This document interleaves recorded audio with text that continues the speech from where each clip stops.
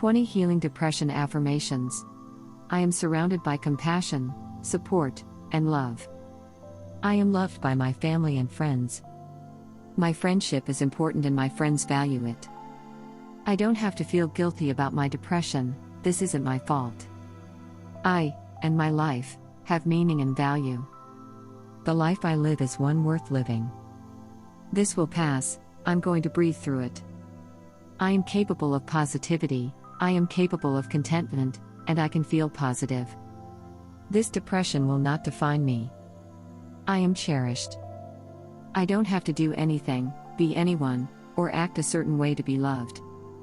I know I am needed, even though it's difficult to see my worth right now. I am so proud of myself for making it through today. I can overcome this and make a good day. I am where I should be. I deserve health, I deserve peace, I deserve love. I offer myself unconditional love. I can make a new beginning and I'm in the process of positive change. I let go of pain, sorrow, and guilt and choose to love myself.